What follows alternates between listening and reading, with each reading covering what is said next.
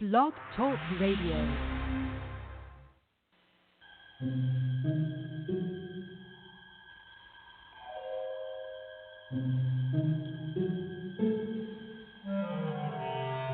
Archangels, ghosts, and Bigfoot, oh my. It's just another night for Supernatural Girls. Real stories, real answers to life's biggest supernatural mysteries. And now for another exciting interview with paranormal experts from this world and others. Here's your host, paranormal researcher Patricia Baker, on the one, the only Supernatural Girls.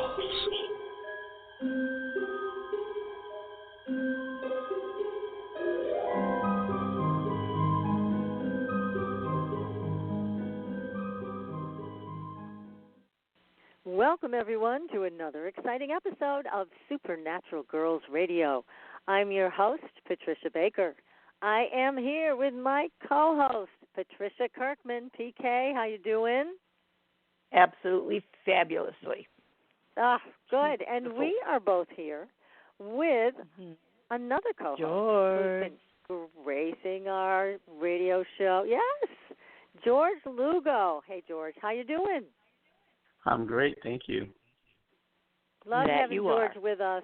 He is a very famous psychic medium. He has done amazing work around the world with everything from royalty to the homeless. It's just amazing, amazing stuff. And tonight we're going to be asking George about his thoughts on angels because we've got a great guest, do we not, PK? Not a doubt, not a doubt. She's fabulous. Yes. Jean Slatter is with us, and she has written a book called Hiring the Heavens. We're going to get all the information on how to get these angels to work with us. We need all the secrets on this one, and Jean's going to give that to us this evening. But first, PK, you've been working on something with the numbers, so what's happening? Well, I took a look at things. I was thinking with Thanksgiving coming up to take a look at the numbers for Thanksgiving. And the numbers revolving around Thanksgiving deal with family.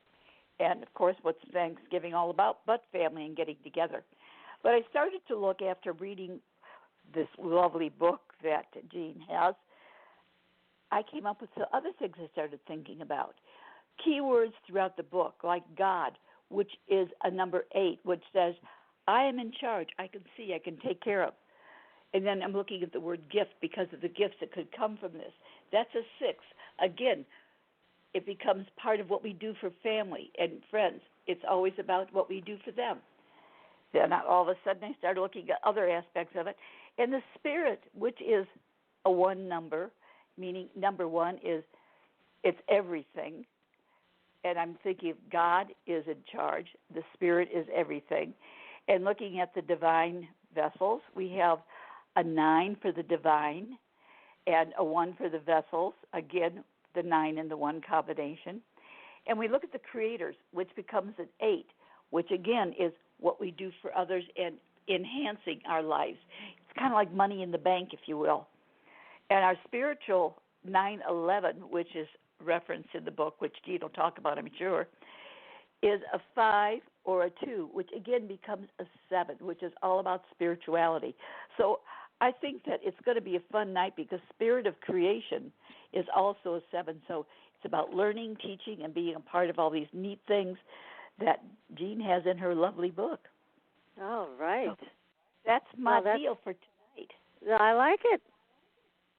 I like it a lot. Now, for everybody in the audience, if you would like your own numerology reading with Patricia Kirkman, you can find her at patriciakirkman.com and also on supernaturalgirls.com.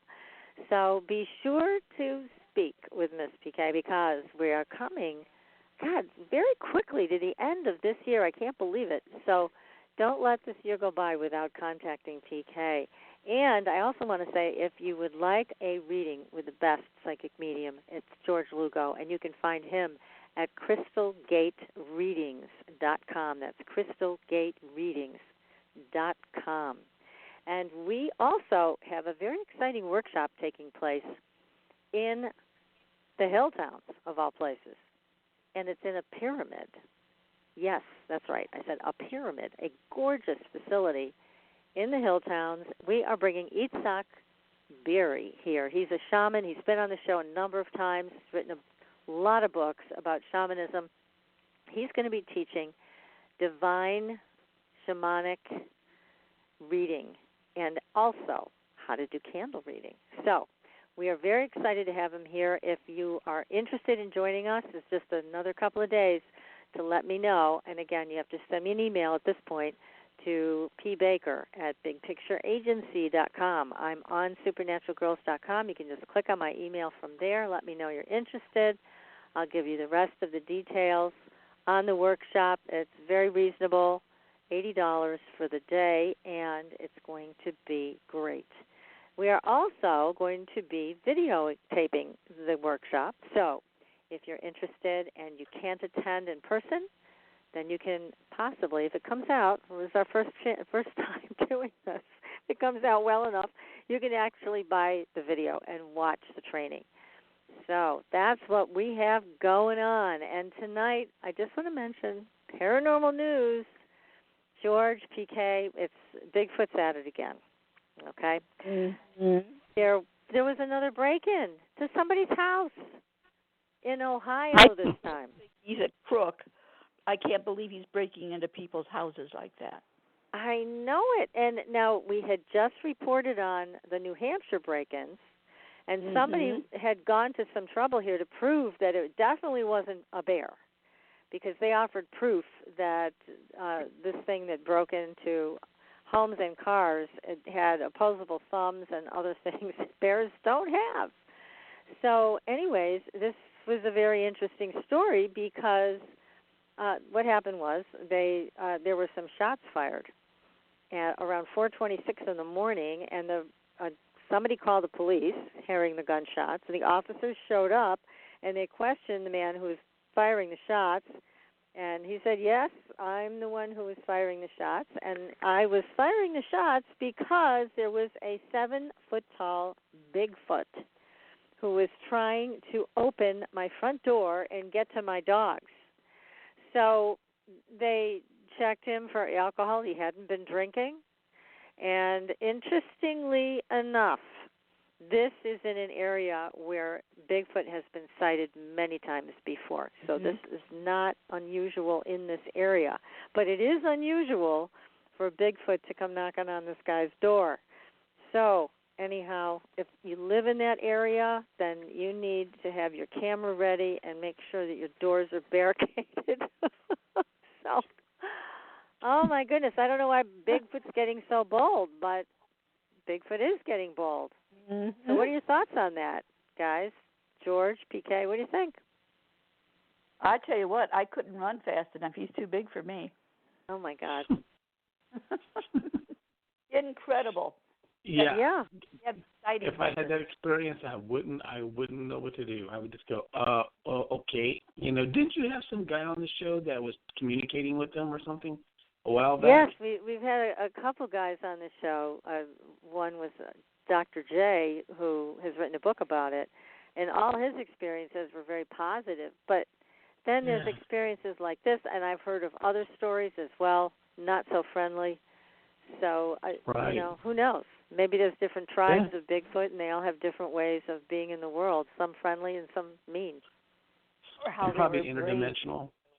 Yeah, I think so. Because they can never, like the tracks always stop at a certain point, and there's nothing after that. Things of that nature, and so they're just like elusive and just cannot be found. They can't be shot, can't be found. No one, after all these years, no one has shot one. No one can really definitively prove it. Right. It's just bizarre. Scary though. That's right. Yeah. And I'm also working on trying to get this guy on the show who is a hunter, big game hunter. He's been talking about Bigfoot lately and saying that he's had some experiences and that we're looking for remains of Bigfoot, bones or whatever, in the wrong places. So I want to bring him on and see what he has to say. Where should we be looking? Great. So, that would be very interesting. And also, one of our friends who's been on before has a new book out about Bigfoot, so we'll have to get him back. But certainly everything's ramping up around Bigfoot these days. And he seems to want to come into your kitchen and sit down and have a meal. I don't know. Hopefully not make a meal out of you. So. Oh no, but he liked fruits and vegetables. I do recall that from the one gentleman that was had done this, but he took his boys with him.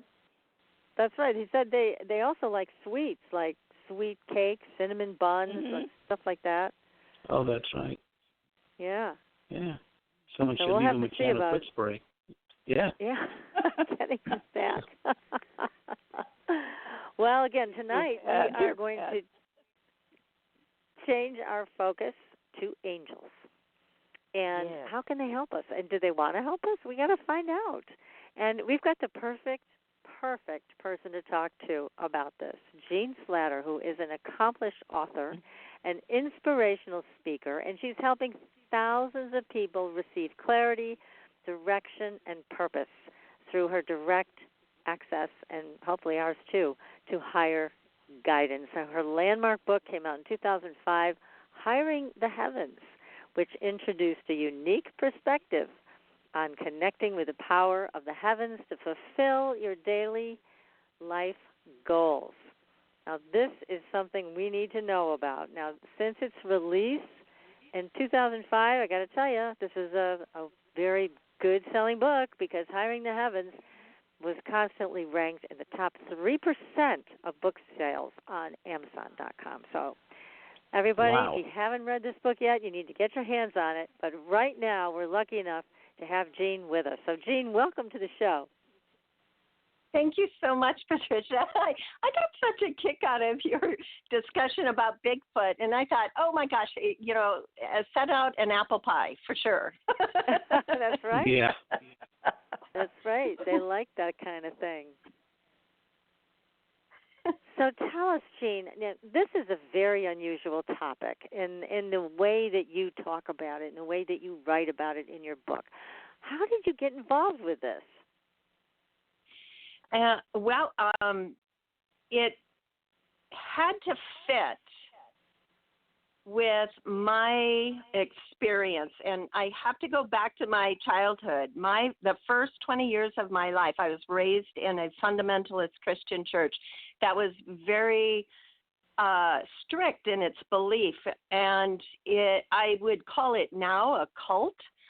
And the reason I would call it a cult is because they had extreme mind control. And that's kind of my definition of that. Like, once you're in and you're part of that group, it's like you'll do anything to stay there because you're chosen and you don't want to lose that status. And if our leader had said, drink the Kool-Aid, like in Jonestown, we would have done it because it had that kind of strength of mind control. Oh my God. And what's so interesting about that is, after I left the church when I was 19, I thought back about what was that about? Why did I have to go through that? Now I understand how perfectly orchestrated my life has been to have that experience, because I know firsthand what it's like to give up your mind to a dogma, or just to keep that status of being chosen. I consider it the most powerful drug on the planet, is to tell someone they are chosen above everyone else.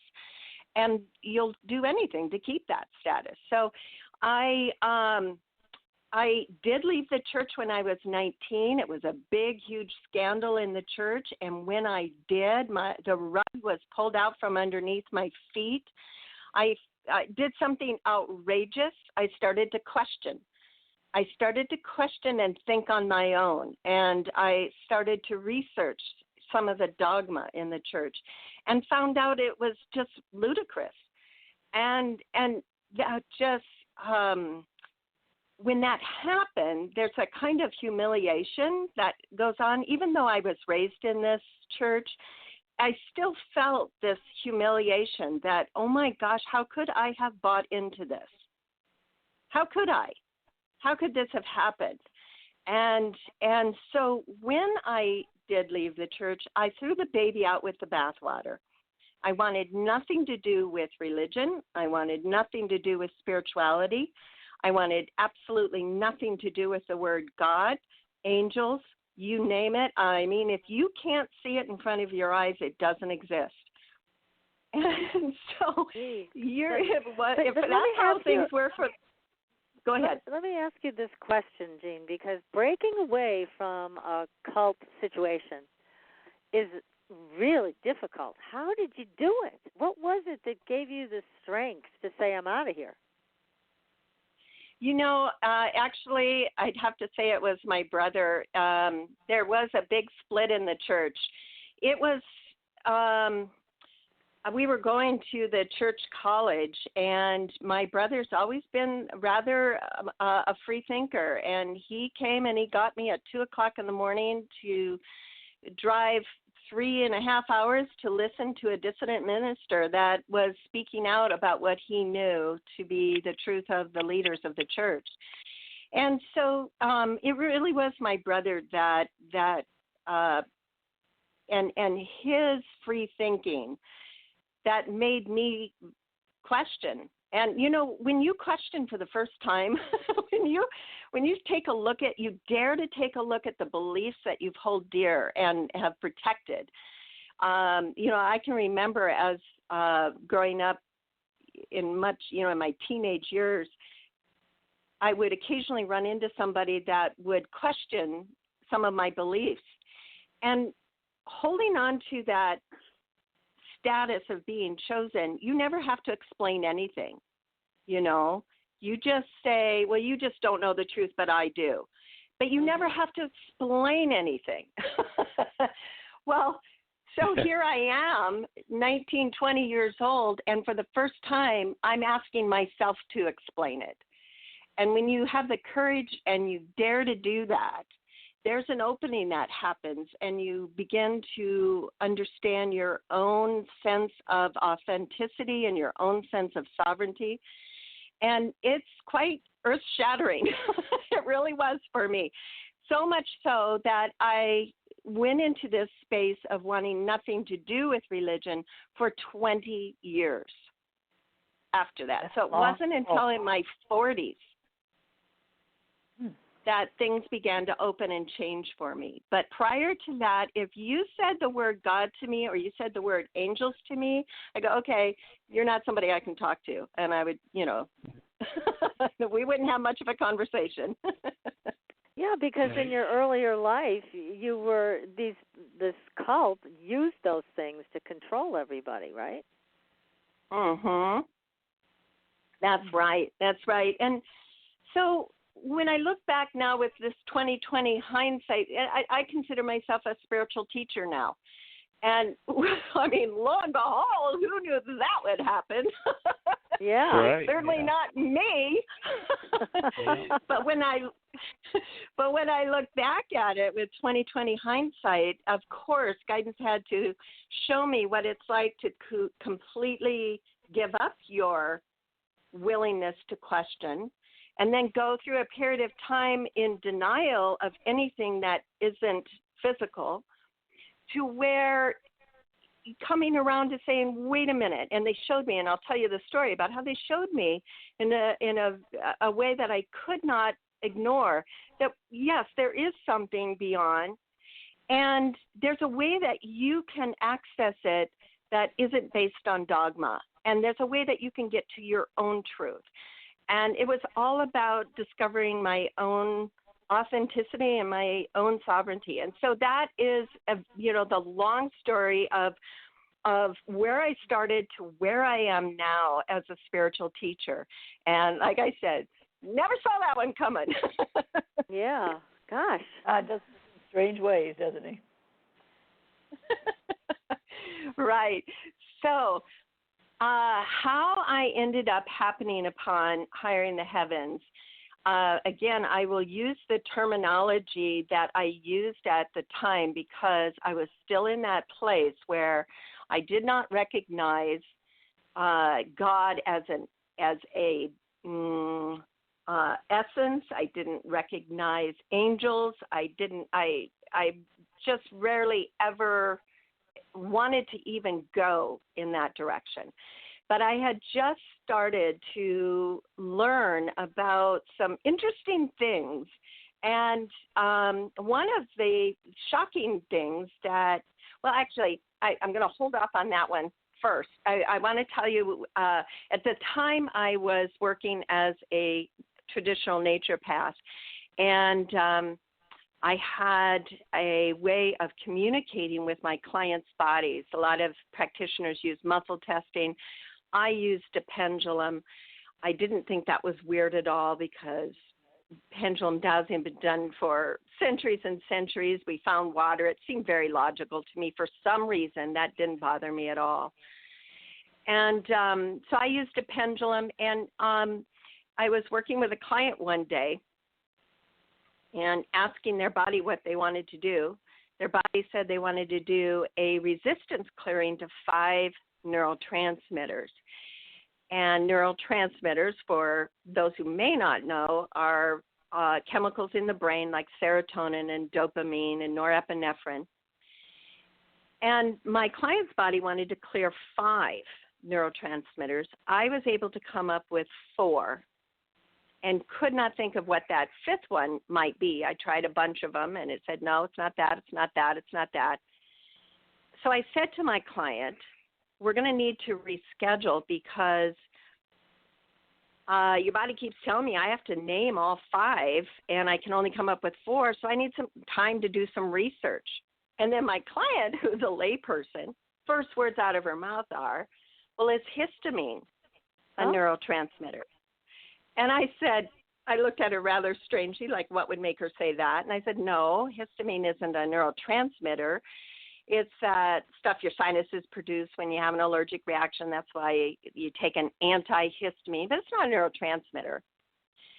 And then at the very next moment, for whatever reason, I turn around and I pull a book off my shelf that I had purchased 1 year prior but had never opened. Well, the book falls open to a page where histamine is in the title. So that made me take note, and I thought, well, that's interesting. It's talking about histamine. And I looked over at my client, and she looked at me, and then in the very next second, it's as if something took my eyeballs and pointed them to a line buried in the paragraph. It's the only thing I read on the page, and it said, quote, histamine is also thought to be a neurotransmitter. Oh, my goodness. Jeez. Yeah, that's like a miracle. I mean, that's a total miracle because you really didn't believe that. Mm-hmm. Oh, my gosh. The hair stood up on the back of my neck, and I was honestly freaked out. I couldn't wait to finish the clearing I needed to do and get my client out the door so I could sit there and just kind of process what just happened. How in the world did that happen? That is so beyond coincidence. It's just like, how do I put words to this? How do I explain it? Well, just so happened, I had just started reading about psychic surgery.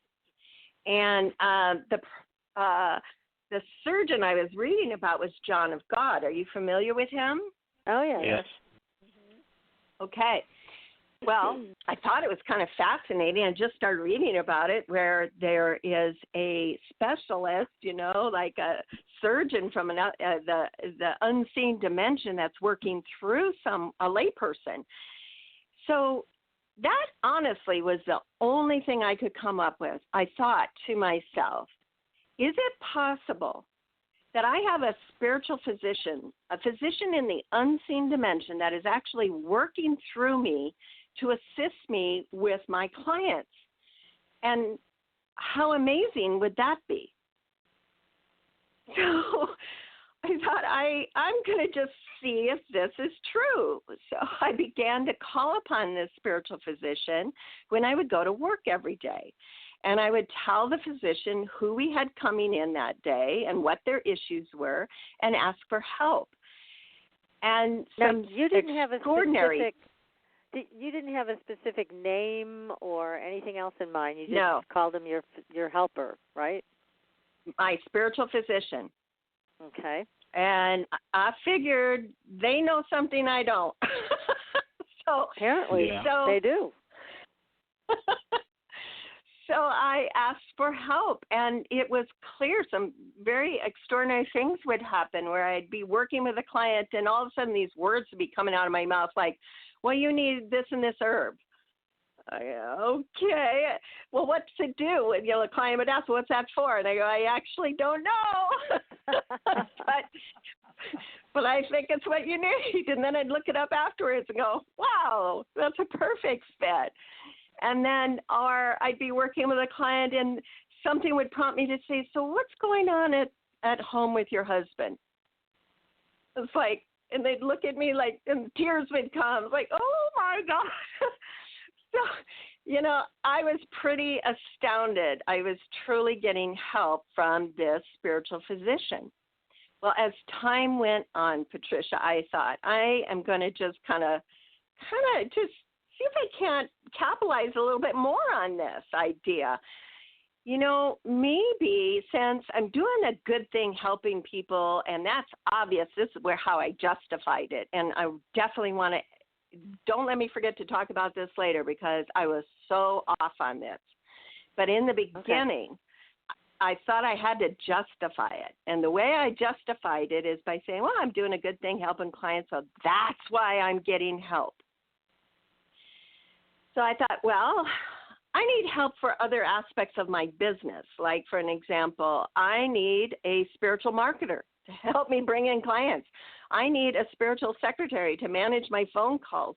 I need a spiritual receptionist and a spiritual time manager and a spiritual financial consultant. So I imagined hiring all of those specialists in this unseen dimension and asked them to go to work for me. So what would happen is as I would drive to work, I would have a staff meeting in my car. Wow. I love that.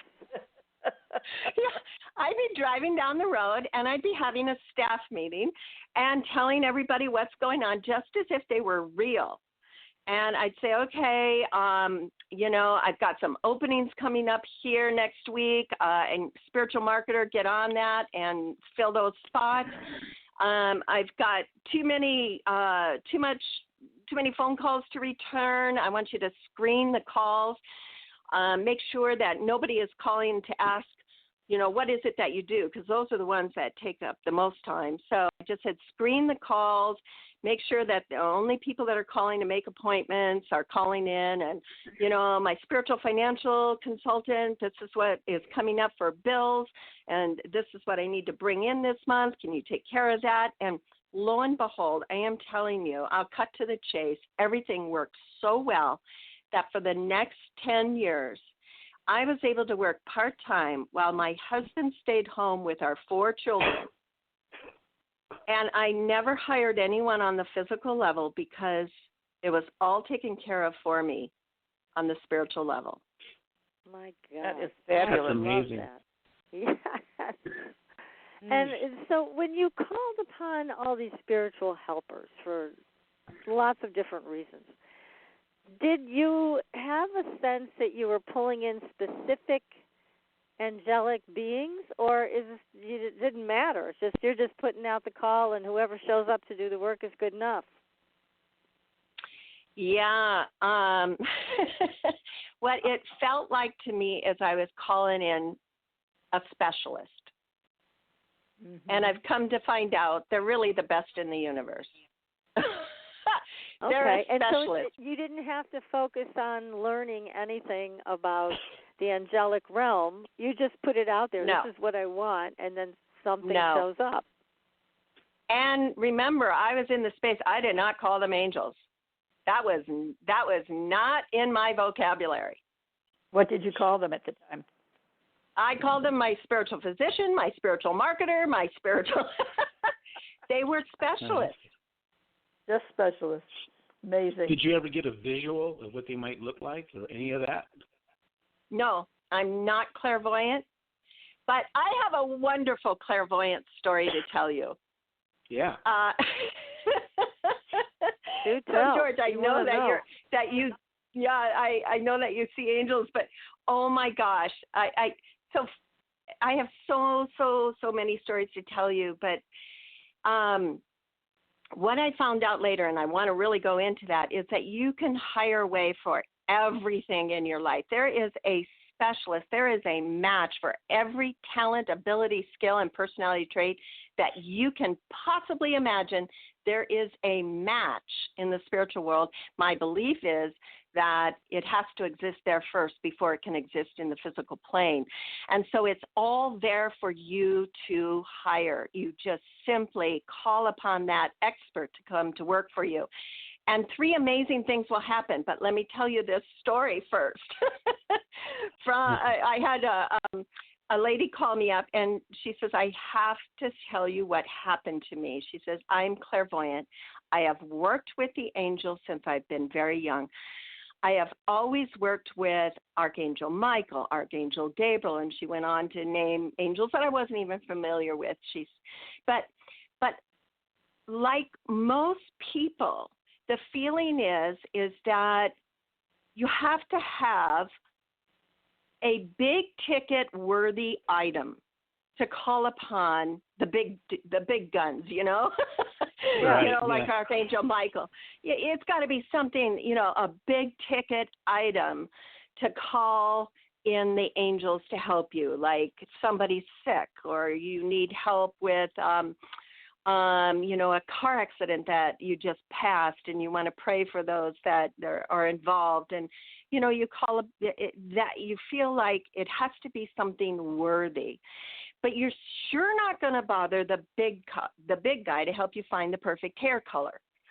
I mean, you just don't do that. Right. But this is what I'm telling you, is that, yes, you can. And we had it all wrong.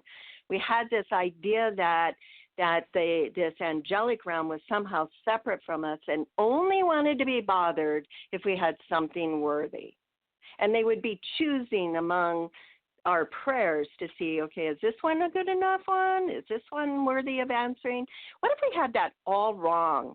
What if the entire angelic realm delights in being involved in our everyday life with everything that we're doing and is so tickled pink just to put a smile on our face when we find that perfect gift? You hire a spiritual gift angel to go shopping with you to find the perfect gift.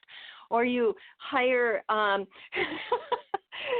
a spiritual connoisseur to help you find the best restaurant, and you're just so delighted with the meal, and they're just going, yes, we get it. What if the entire angelic realm is just, that's what they delight in doing. So Such this a clairvoyant called me. This is kind of a reversal of what we've been taught, which I like, and I also love that you got such great results over such a long period of time. 10 years is a long time to continue to get results with this method. This is terrific. Oh, Is it's there some form of payment that you have to pay all these back to, or how do they? I mean, yes, there is, George. Hang on to that thought. Hang on to that thought. There is a payment. Okay. And you can afford it. Trust me, you can afford it. But I want to finish the story about the clairvoyant. Sure. So she called me up, and she said, Jean, I've been working with the archangels ever since I was a little child. I see them. But like most people, I'd only been calling upon them for big ticket issues, After reading your book, I decided to put together committees. Like I totally suggest you do committees for the big projects in your life. Bring a whole group in. So she said, I put committees together for everything that was going on in my life. I had a spiritual romance committee for my husband and I. I had a spiritual family committee to help keep unity with my family. I had a spiritual attitude adjuster to help my kids stay in good moods. I had a spiritual committee team for my health. I had a spiritual committee team for my fitness and weight. I had a spiritual work committee for my business. I had a spiritual friend committee just to help me with my community. And she went on and on and on. of all the committees that she had hired to help her in her life. Exhausted, she fell asleep. The next morning, when she woke up, and because she's clairvoyant, when she opened her eyes, she said, Jane, I could not believe how much commotion was going on. I mean, they were everywhere, and there was so much milling about, and there were some that were coming up to me, and they said, we heard you were hiring. Have you got a job for us? And they were showing her a resume of what they were good at. That is so funny. I love it. I love it. This is so great. It's so easy. So she got all these people vying for these positions. I mean, I can call them people, whatever they are, celestial beings or spiritual helpers, whatever you want to call them. But it's so hilarious that they were all they're applying for this position. Do you give them names? I don't, but a lot of people do. I mean, so here's the wonderful thing. There's no absolute right way, thou must do it this way, and there's no way you can get this wrong. So you do it how it works for you. So let me tell you, I'm going to get back to your question, George. I will. But there are 3 things that happen when you hire from the heavens. So first of all, it is just so simple. You simply imagine that the spiritual world is every bit as complex as our own physical plane, and that every talent, skill, ability, and personality trait that you can possibly think of is yours for the hiring. And imagine that you've been given a celestial credit card called an Angel Express card. And this celestial credit card you can use to hire away. There is no credit limit and no expiration date. So whatever it is that you're doing on the physical plane, hire first from the heavens. And when you do that, 3 extraordinary things can happen. 1, you can be inspired with the very information that you need. It's almost like they work through you, as did my spiritual physician. Just inspired me with what I needed to know. The next thing that can happen is that the heavens will bring to your doorstep, literally, almost bring right to your doorstep the embodiment of the spiritual hire that you asked for. So this happened for me when I was given the message. I was so excited about everything that was happening for me. I started talking to all my friends about it. And then my guidance said to me, all right, it's time for you to write this down in a book. And I'm like, what? I don't know how to write a book. That's not, what do I do? Okay, so first thing I did is put together a spiritual book writing committee. And I said, listen, you got to help me out, figure out what to do, what's the first step, how do I develop these ideas, help me out. I come home to my messages on my phone, and there's a message there from a perfect stranger. She said, hi, my name is so-and-so, and I'm a developmental editor, and I was just wondering if you had any book projects you're working on. Wow. Yeah, that no kidding. Obvious. Good. Obviously, she was heaven sent. Instantaneous, too. This is like the next day? Oh, yeah. No, that day. That day. Oh, excuse me. Wow.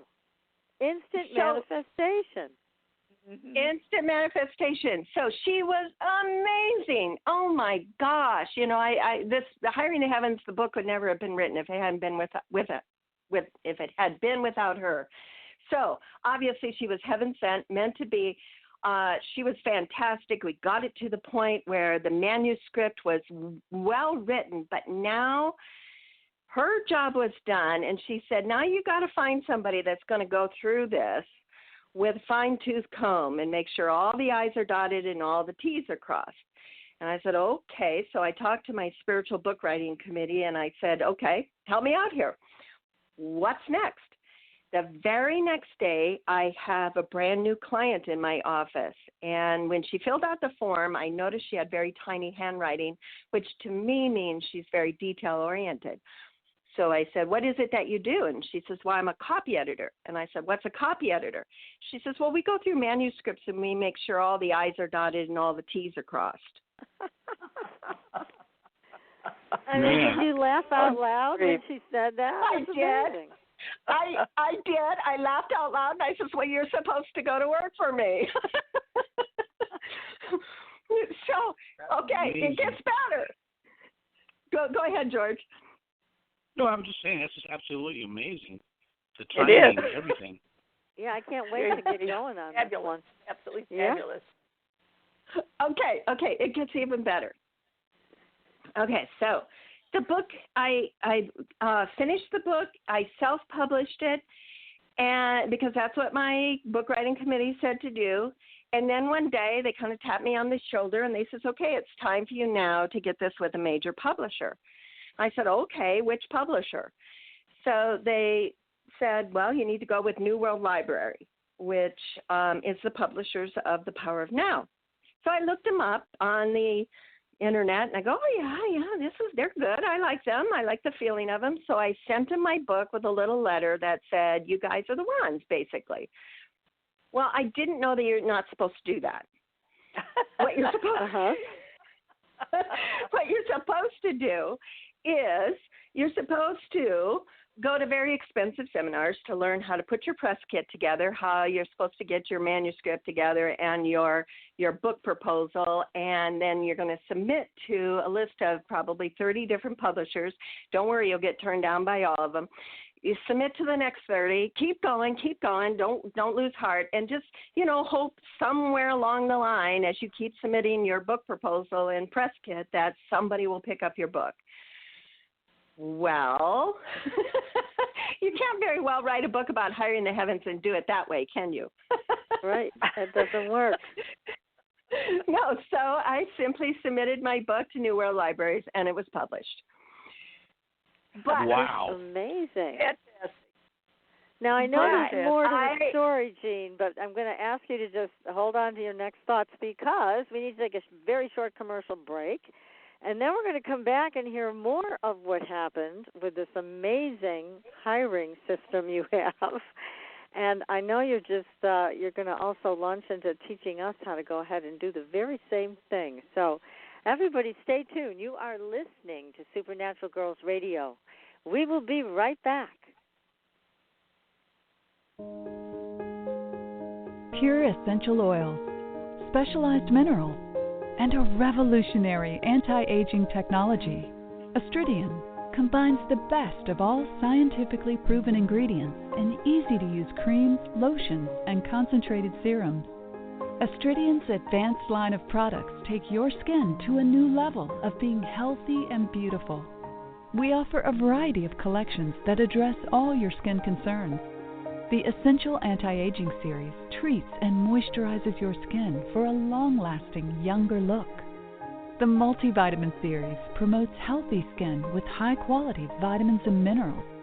The Sports Series restores skin from cellular damage and stress. Astridian also offers a revitalizing solution for hair and a professional series for doctors and medical spas. Visit astridian.love today and begin your new journey to healthy, beautiful, youthful skin. Astridian, beyond your expectations. Are you frustrated with endless mantras, affirmations, and processes that promise to align your life with your dreams, only to find yourself years later in the same space where you began? Do you feel like you must be doing something wrong because nothing seems to be working? Don't you just wish that someone could shift your consciousness for you and your life could align with your desires without all the effort? Well, your wish is about to come true. Hi, I'm Carrie Cannon, and I have a gift that allows me to align the consciousness of others to be in harmony with their dreams. The best part is, it requires no particular effort on your part. Upon listening to a consciousness alignment, people have reported instant energy shifts, financial windfalls, soulmate connections, healed relationships, physical healings, and more. To gain access to a free trial offer for my entire Manifesting Miracles library of consciousness alignments, go to commandmiracles.com now for details. Again, that's commandmiracles.com for information about our free trial offer. That's commandmiracles.com.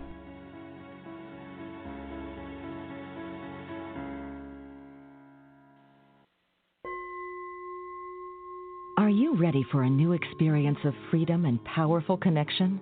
Would you like a positive, effortless change in your life? Then come to CosmicFusion.com, where we offer the most advanced energy clearing and expansion techniques in the world, with a quantum vortex energy to activate your divine blueprint and life's purpose. When your soul leads the way with cosmic fusion and quantum vortex energy, you can break clear of past difficulties and blocks with the power of the source. With cosmic fusion, the source energy does the work for you. It's easy and effortless. Listen to our free meditation right from our Cosmic Fusion website, the Cosmic Code Meditation. Sign up for one of our interactive webinars today. Come to Cosmic Fusion, www.kosmicfusion.com, to experience an effortless awakening and transformation. Are you ready for an upgrade? Are you ready for a new experience of living in the fifth dimensional magic and powerful connection? Then visit CosmicFusion.com today. CosmicFusion.com.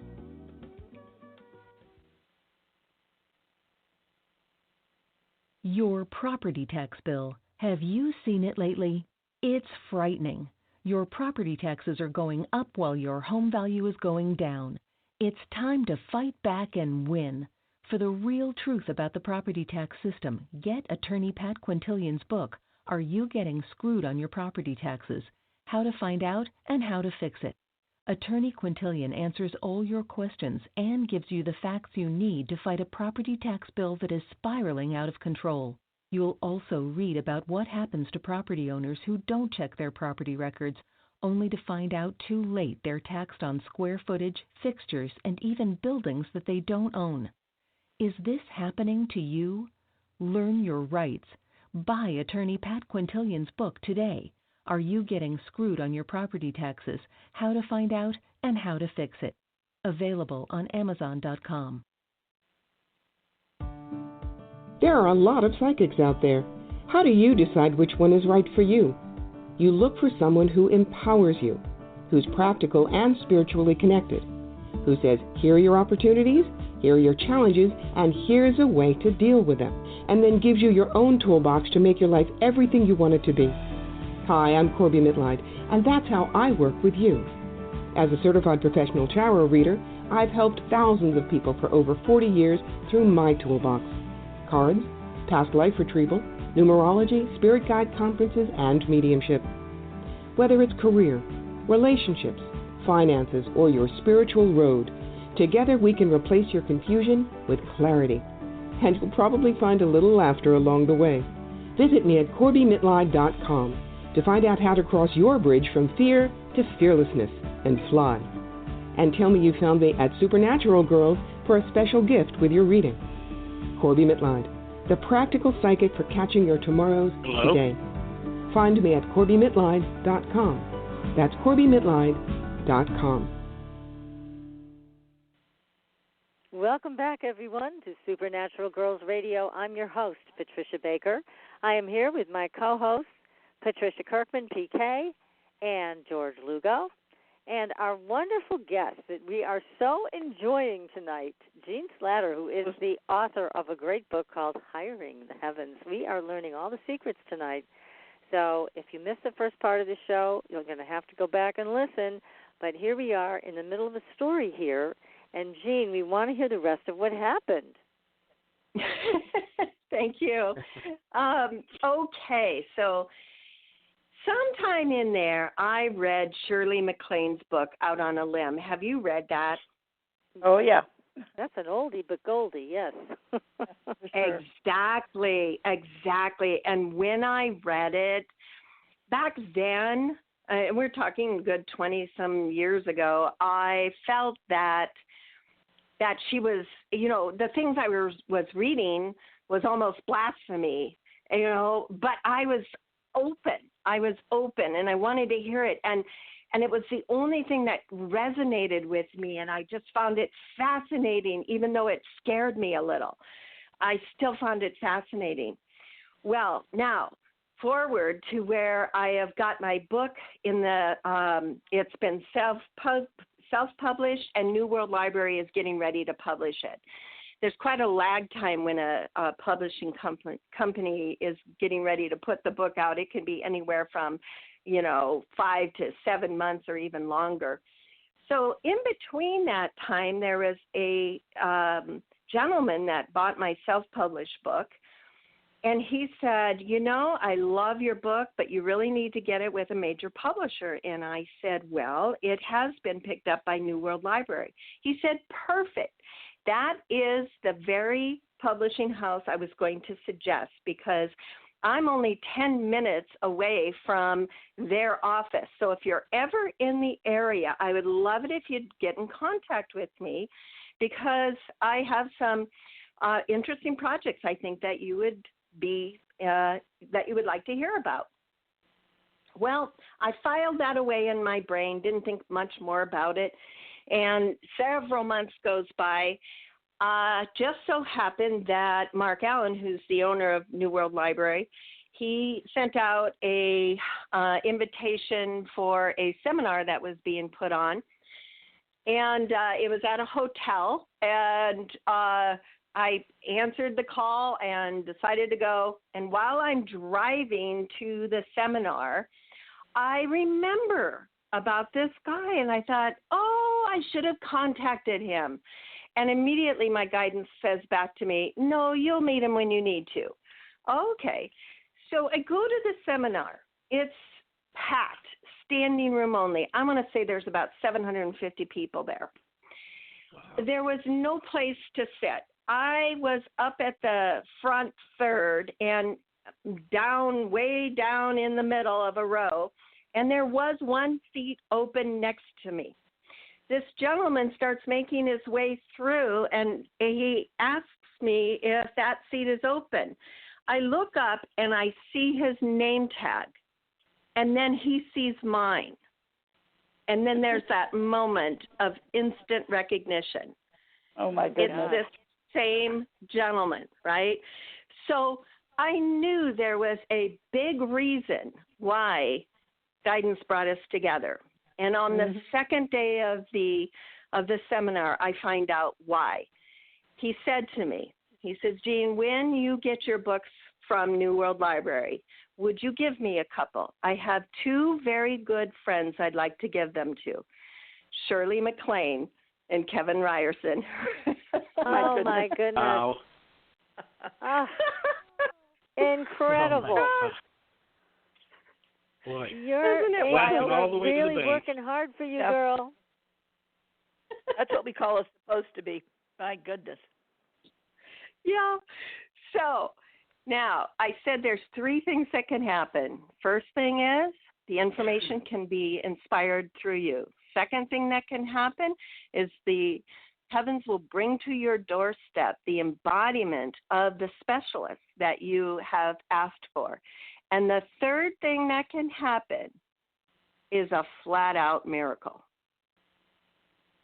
And I'm not kidding when I say that. I mean, it's just jaw-dropping. Are you kidding me? There's no way to explain this. This is nuts. And it's so easy. There's such an ease about this that I really like, because oftentimes, and we talked about this a little bit before we all got on the air, there's all of this work that goes into manifestation. First you got to visualize it, then you got to feel it, then you got to imagine it again, and then you got to make sure you've cleared up out of the way all of your resistance, all of your old patterning. I mean, it's like becomes this whole big job just to get it done. What you're talking about is a whole different thing. So tell us more about the contrast between these 2 methods. Yeah. You just hit the nail on the head right there with what you said. Well, I was curious about what was going on, and I would love to tell you some of the miracle stories too. That'll just have your jaw hitting the floor. Please. But, But I want to address what you just said because I think it's so important. When I wrote the book, it was my developmental editor that introduced me to the law of attraction and Esther Hicks. I had not heard, I wasn't into studying all this stuff. That was not my thing. So I hadn't even heard of it. And so I thought, and I even wrote in the book that maybe that's how it's working. I mean, I'm just guessing. I don't know. Well, I think you're right because, I mean, the work of Abraham is all about that. It's all about just relax and let yourself receive. And yes, so go ahead. It's very similar to what you're saying. My guidance said no. So and this is I think this will make some sense here. After the book was written, then I honestly, I pulled together a spiritual mystic committee, and I said, okay, apparently there's something going on here, and there's something I need to know. And since I had this experience growing up where I just got hoodwinked into a dogma and then wanted nothing to do with it, how do I get answers to the big mystic questions like, who am I? How did I get here? What's life all about? Does it have any meaning? Does it matter? I wanted to know all those big questions, and what my committee did is for the next 3 years, I journaled asking questions of them, and they gave me answers. And during that time, they asked me not to read any books about the subject because they wanted to give it to me direct. And that's when I asked the question, well, is hiring the heavens working by the law of attraction? And they said no. I said, okay, so how does it work? And they said the most crazy thing to me. They said, look for the Trinity. I'm going, what? I'm not going to go back to religion here. Why are we talking about Trinity? And they said, look for the Trinities. You see them everywhere. And what they began to explain to me is that how we manifest in every single nanosecond happens through never less than 3 laws. It happens through a ton more, but never less than 3. Never less than 3. Law of attraction is one of the 3. Okay. The other 2 are the law of consequence and the law of grace. Hiring the heavens works by the law of grace. So the easiest way that you can think about this, and this is coming straight from my guidance, is lights, camera, action. Really easy way to think about it. Lights, camera, action. Lights is the law of grace. Camera is the law of attraction. Action is the law of consequence. So think about it this way. The law of consequence is something we are so familiar with. We learn it from the time that we are a small child just trying to learn how to walk. You know, we learn how to get our feet in front of us, and we bump into something and we fall down. Law of consequence. Right. You know, and we learn this. We're most familiar with this. And it's going on simultaneously with the law of attraction and the law of grace. All, you know, in every single nanosecond, you are also under the law of consequence. And here, things happen. Things happen like if you step off of a curb and twist your ankle, you might end up in a cast for a while. It's the law of consequence. It happens. Then there's the law of attraction. That's lights, camera. That's the camera. What's your viewpoint? Where's your camera pointed? What's your focus? What's the meaning you're giving to something? You know, this is that, and that's where we understand that if we are focused on the good things in life, we get the good things back. That's our camera view. So that's always it. That's always going on. Then there's the lights, and this is the law of grace. Now, everything that you thought you knew about the law of attraction and the law of consequences, just throw all of that out, because the law of grace is a gift. And there's nothing you can do to earn it, and there's nothing you can do to have it taken away. It's simply yours because you exist. Oh, I love that. Yeah, I love Just, that too. Yeah, it's like the air you breathe. You're alive, so you get to breathe. You're alive, so you get to breathe. There's nothing you have to do to justify taking that next breath of air, right? You exist, so you breathe. You exist, so you have the law of grace. And this is how Hiring the Heavens works. Now, what's so interesting, and you brought it up, Patricia, you were talking about how there's so many books out there about you have to do it just right. It's a formula, right? Right. You know, and if you're not doing it right, you won't get it. And then it's like your fault. You know, it's your fault because you screwed it up. Yes.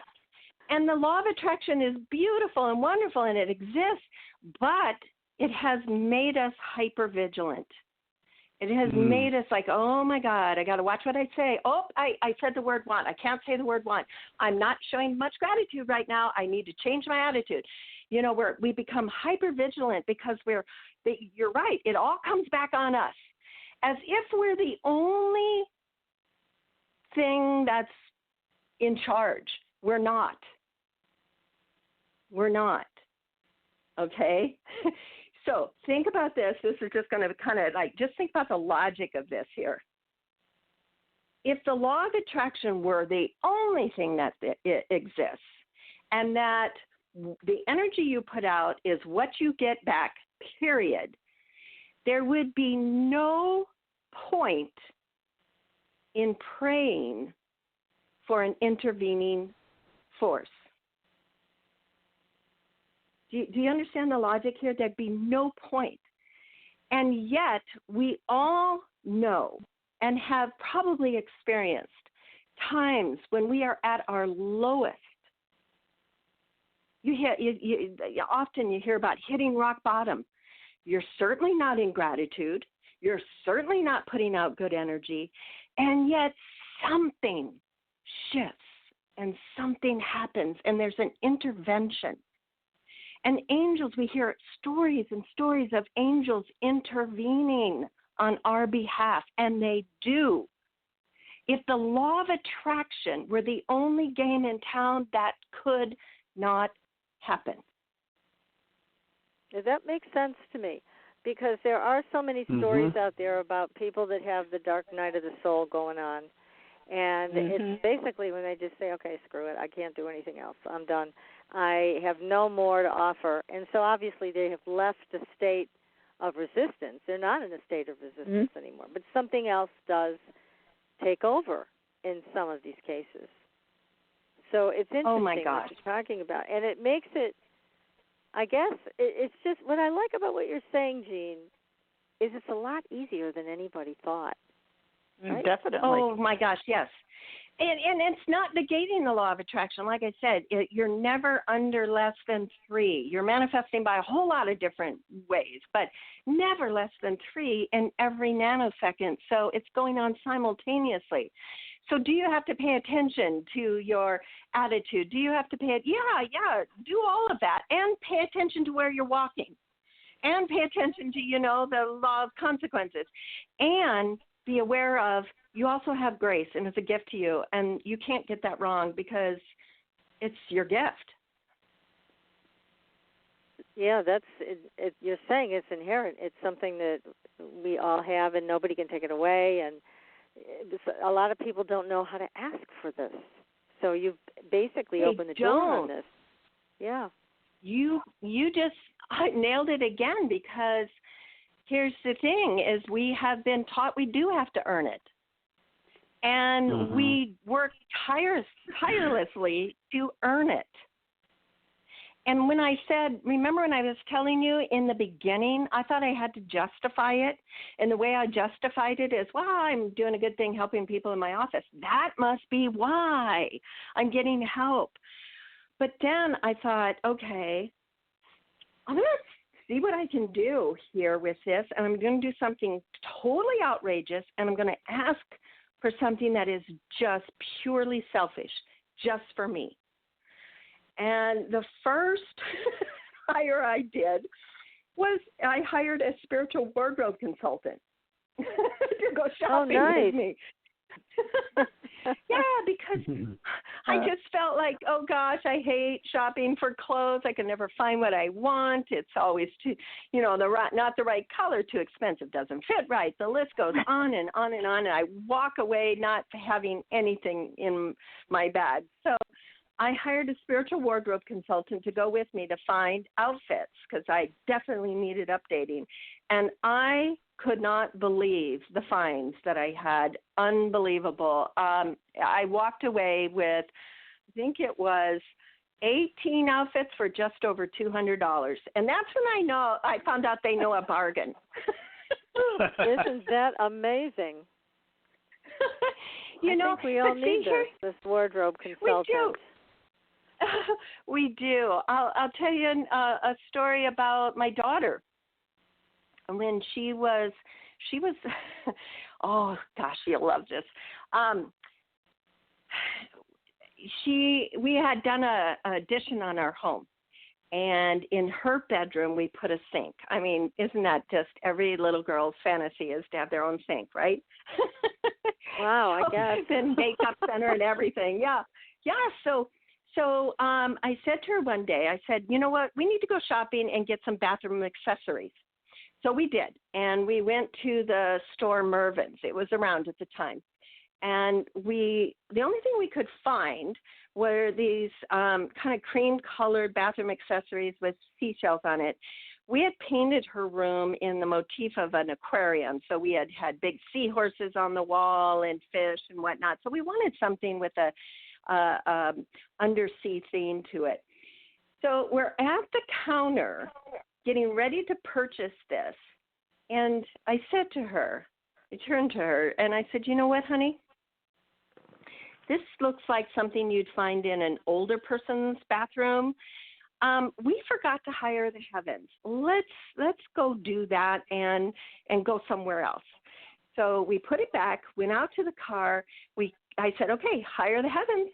So she hired a spiritual bathroom accessory specialist, and she said, can you find me something that's really brightly colored and really fun with popping out fish and all of that? And then she looked at me and she goes, okay.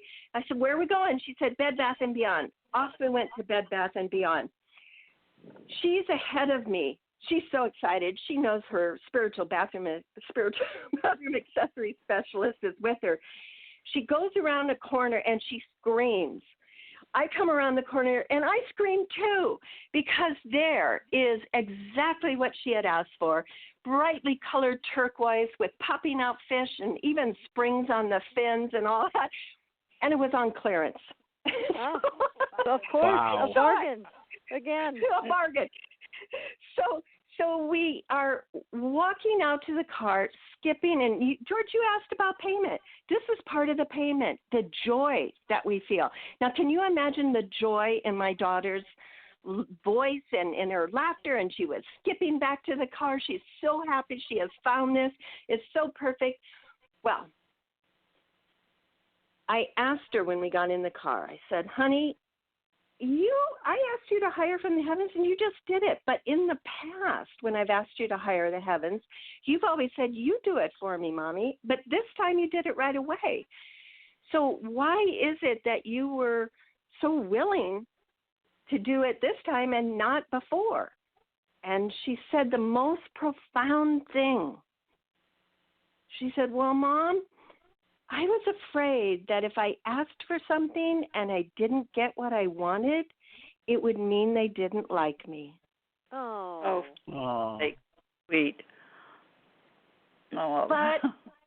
But this is part of the reason why we don't ask.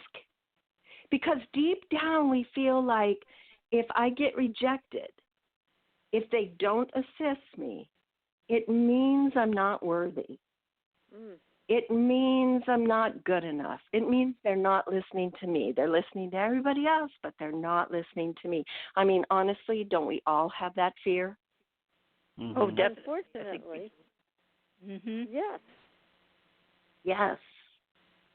And so what do? We don't ask. Or we only ask for someone else. We just do something selfless. Help so-and-so. But we don't ask for ourselves. Right. And, Jean, go back to George's question again, because he said, is there some kind of payment? And you did kind of touch on that. You did say that the payment is that we get to feel joy, and that makes them happy? It does, but there's more to it. There's more to it, and I'm glad you brought it back up. You'll see in my book, I have a series of diagrams, and I wanted to understand just exactly what is this new paradigm that I'm working with. And I drew it in a diagram. I drew the old one, and I took out my pendulum, and I says, okay, this is what I pictured things were like in the old paradigm where God is somewhere up on a cloud, and then I'm down here, and I'm offering up prayers and just hoping that this entity answers, right? And that was the old paradigm. I said, that's certainly not what I'm experiencing. So what could really be going on here? So I drew the next picture on a 3x5 card, and I put God up at the top, and I put myself way down below, and in the middle, I put the angels and the guides. And I says, okay, maybe they're acting as intercessors between me and God. Maybe they're grabbing the prayers and acting, kind of interceding on his behalf. And I says, is this what's happening? And my pendulum said, you're not even close. Okay. So then I put myself up in the circle with the angels and the guides. And I says, okay, maybe there's more authority going on here. Maybe I'm actually intermingling with the angels and guides, and God's still way up there on the top, but maybe I'm mingling in here. Is that the way it's working? Again, my pendulum says, no. So then I said, okay. What could I do here? So I dared to put myself up a little bit higher. I put myself up above the circle of the angels and guides. I says, well, what if I've actually got some kind of authority going on here? Maybe that's what's happening. And I took my pendulum out and said, is this it? No. You still don't have it. Okay, I'm looking at my diagram and thinking, what can I do? What is the answer here? The only thing I could think to do was I crossed off God up at top, and I put him down in the circle with the angels and the guides. And I just couldn't even believe that would be even possible. But I asked, is this it? And my guidance said, okay, now you've got it. So I literally that you're stood creating up. Is, again, draw the picture for us. So where are we in relation to all these other celestial entities? Okay, so yes. So when I got that picture, I stood up and pushed myself away from the table, and I looked down at the diagram. I said, you can't ask me to say that, because in my world that was blasphemy. Right. Well, because that would put me, the self, above, and I put a circle around the self. I put the self above God, the angels, and the whole entire celestial realm. You can't say that. Well, later, when I was working with my developmental editor, I was kind of standing over her shoulder, and she was trying to draw these pictures in Microsoft Word. And she got to a point where she was super, super frustrated and just like, what? And I said, what's wrong? And she said it was at that point where she was trying to take the circle with God and put it down in the circle with the angels. She says, I just can't get God to go down here. Wow. And then instantly, the perfect picture showed up. We don't know how it happened. She could not reproduce it. She certainly didn't make it happen. It just showed up. And we both looked at it and just were speechless because it was the perfect picture. And you'll see it in the book. You've got the book. It's a picture with God, and the O in God is self. Okay. And so what the epiphany was is that God is experiencing through you. Everything that you do, every meal you sit down to eat, God experiences that meal. Every morning when you wake up and you appreciate the sunrise, God is appreciating that sunrise. Every day when you go to work and you're driving down the freeway, God is driving down the freeway with you. God is experiencing through you. So now does it make sense that the entire celestial realm is excited to be with you for everything that you're doing? That's amazing. Yeah, I mean, I like the idea a lot. And clearly you've been able to recreate positive experiences and support to manifest what you want. So, yes, I mean, it does make sense. And some of this we've heard before, but in other contexts. So what I like about your work and Hiring the Heavens is knowing that we can reach out for this, as you said, without having to do anything. Just say, okay, this is what I need. I need my committee of spiritual physicians to come here and lead the way with healing. Or publishing a book or whatever, that there's nothing we can't ask for. We can ask for anything we want. Now, here's the question here's a question for you, Jean, though, because I just got this in a text. Does that mean that you've been living a life that's free of any kind of illness, pain, suffering, or do you also still have some challenges? Oh, my gosh. Great question. And I'm going to answer that, and I just want to finish George's question about payment. So the payment comes in not only in your own joy, but payment through presence.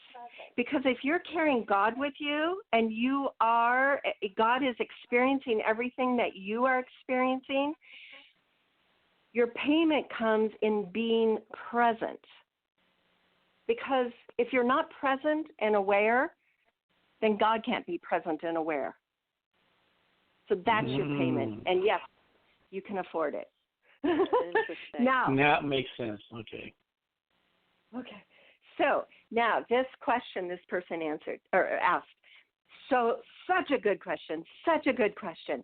Yes, I still have a normal life, and I still have stuff that frustrates me, and I still have challenges, and there are still things I ask for that I don't get. It doesn't mean this isn't working. Remember, we're under no less than 3 laws all the time, in every moment. You don't get out of that. If you're human, you're under the law of consequences. You're under the law of attraction, and you're under the law of grace. And you've got to manage all of them and work with all of them. The law of grace is the one, though, that we haven't been told much about. Absolutely true. It's the easiest one of all, and you can reach out for it at any time. And I think you're right. A lot of us have been taught that you're not good enough to have grace. To have grace, you've had to do something amazing, sacrifice yourself over and over again in past lives or some damn thing.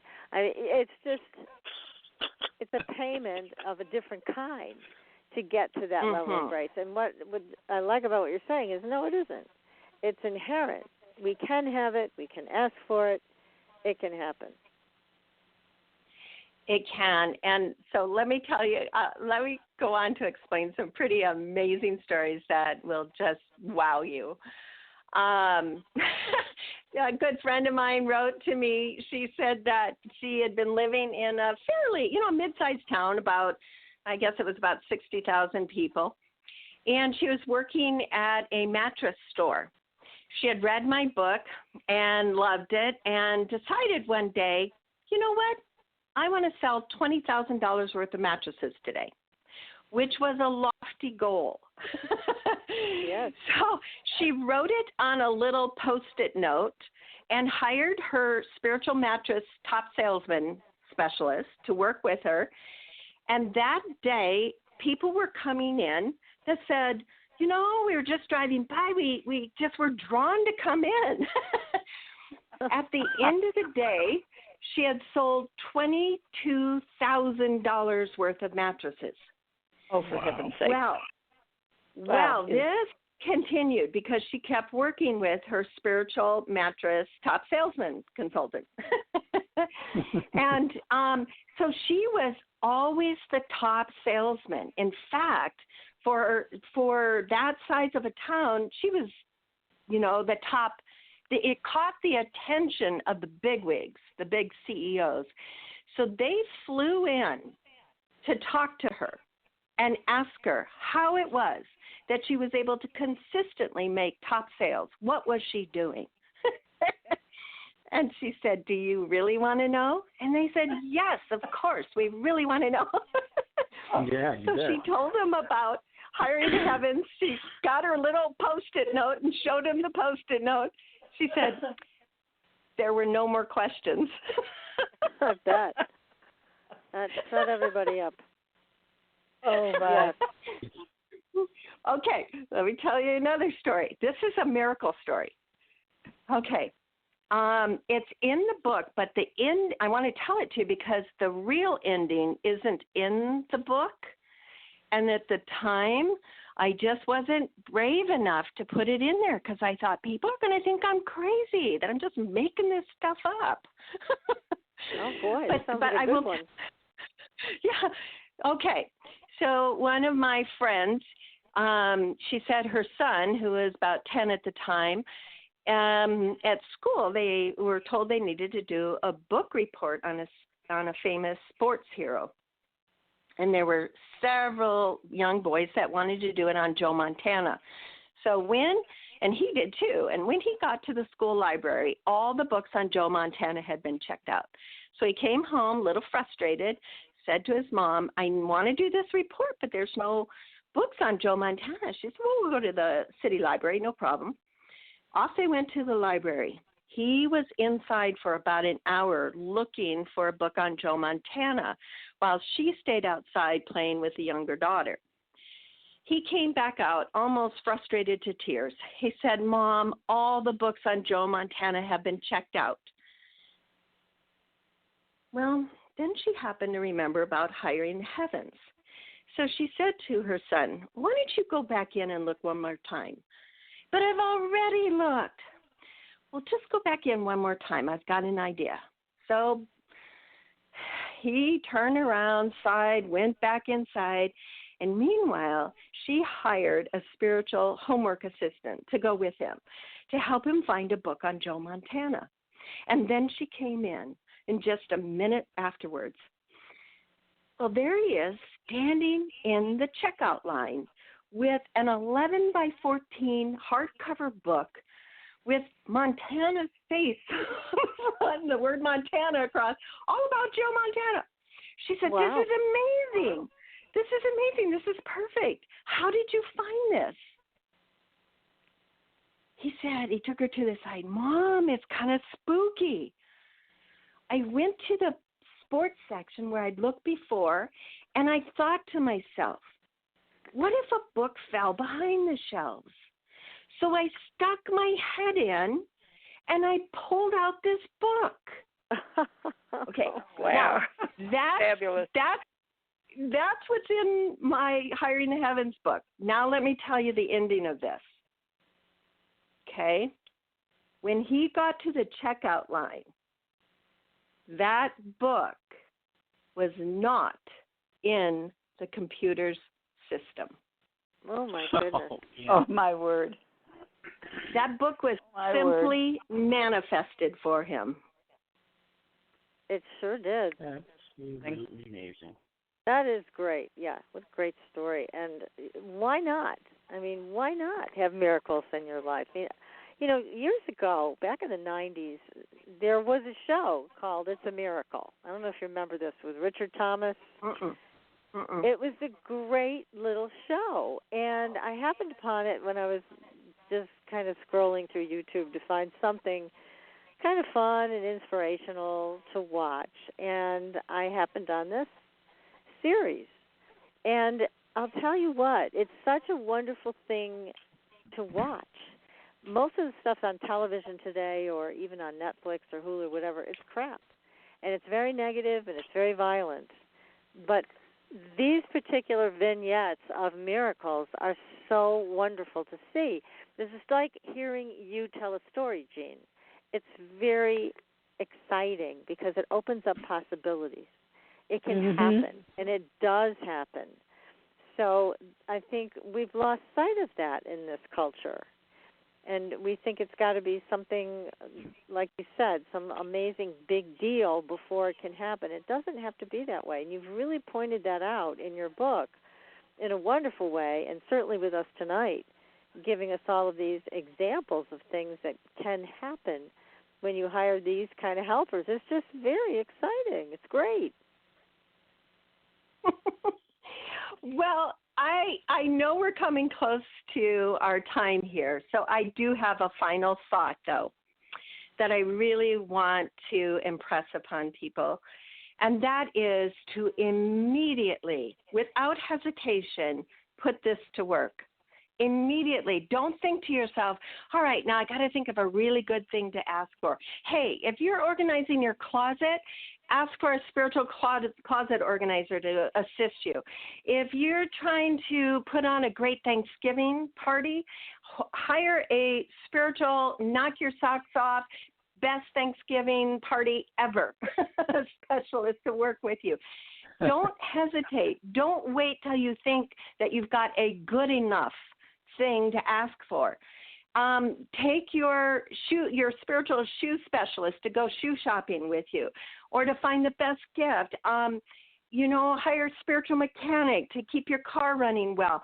There's just no end. Just use your imagination. Even if you've never heard of such a specialist, go ahead and ask for them right away. I've heard the funniest stories of specialists people have brought in that you go, what? Whatever made you think of that? But it worked. It worked. So, there's no way that you can get this wrong, and there's no one right way of doing it. Do whatever works for you. I often sing to my hires, but I can be in a bad mood. This is the wonderful thing. Remember, there's nothing I can do to have it taken away from me. So sometimes I can be in a really bad mood, and I'll hire a spiritual pity party committee, and I'll bring them together, and I'll let them have it, and I'll let them know all the things I'm just so upset about and so sad about, and they are nothing but like a warm hug around my shoulders going, oh, we feel you. So you put this to use immediately, because this is how you honor such a gift. If somebody gives you a very, very precious gift, and you say, oh, this is beautiful, it's so wonderful, I'm going to put it in the closet and never look at it, that's not honoring that gift. Exactly. So here's what I propose to everybody listening tonight, and also George, you and PK, let's put this into action, and then we can share our stories next week when we come back. Good idea. Great. Yes. So, Jean, again, thanks so much for coming on the show with us tonight. It's been absolutely great. I know I've loved every minute. How about you guys? Absolutely. Thank you, Jean. Fabulous. Yeah, it was great. Yes. You're so so we'll welcome. be back next week, everybody, with another great show. And until then, we'll see you on the Blue Highway. Good night. Good night. Good night. Good night. Thanks for listening. Tune in next week for another radio adventure with Supernatural.